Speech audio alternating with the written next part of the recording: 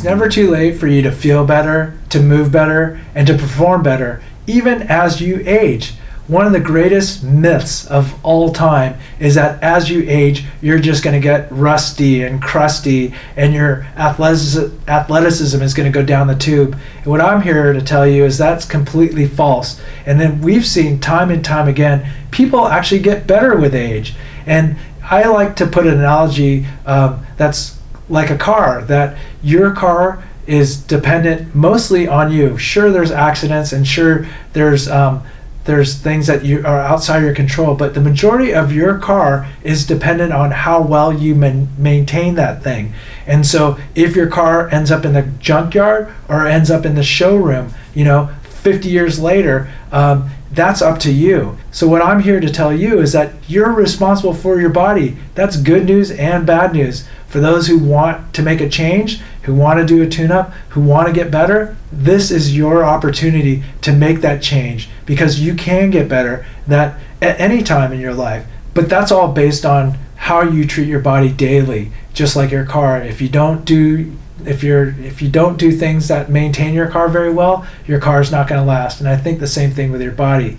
One of the things that you can do, the daily habits that you can do, is move your body. A lot of people are sedentary. A lot of people don't move enough. And what wakes us up in the morning is really teaching people how to move better. And we do that through the context of resistance training. And there's a lot of different resistance training programs out there, and it gets overwhelming. So when you're thinking about a resistance training program, we want to give you a few principles to have as a filter when you're trying to find a good resistance training program. And that's one, do no harm. And a lot of these exercise programs or these resistance training programs, you end up tweaking yourself and you end up pushing yourself and you don't recover quick enough. And so if you're starting to feel like you're hurting yourself or injuring yourself, or the no pain, no gain mentality is ruling that gym, I'd say that might be a yellow or red flag.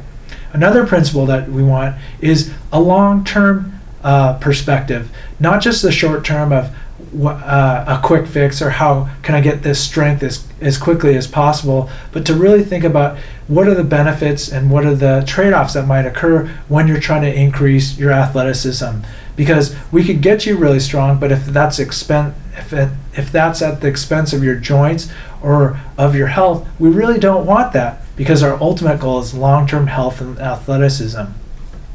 Another thing that you might want is, we like to guide our clients through a step-by-step process. So every resistance training program should have a tissue component, that you're working out the knots that you're getting while you're sitting all day at your desk, or this from the stress that you're having from raising a family, running a business.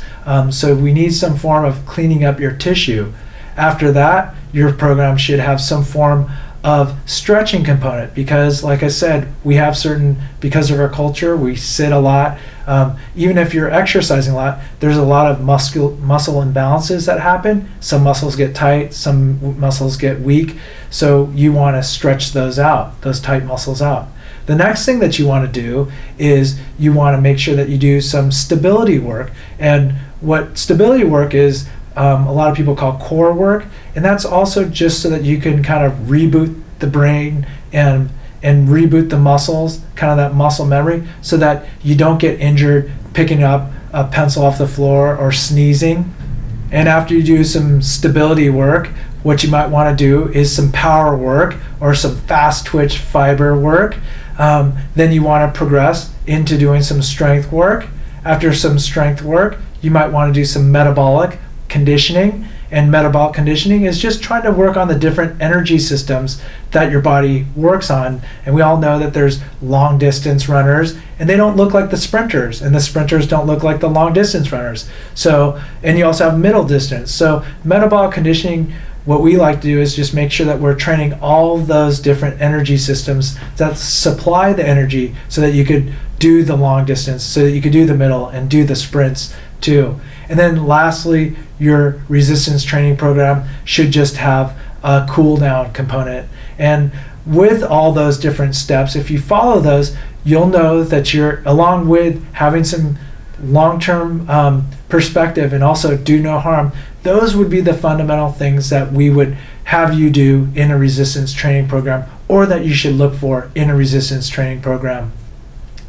There's a lot of programs out there that don't have that, and we would say that those are great programs, but it depends on what your goal. And we really want people to focus in on the long-term health and athleticism. If you want information or need any help, check us out at mywellnessmechanics.com, but make sure that you have those different components in your resistance training program.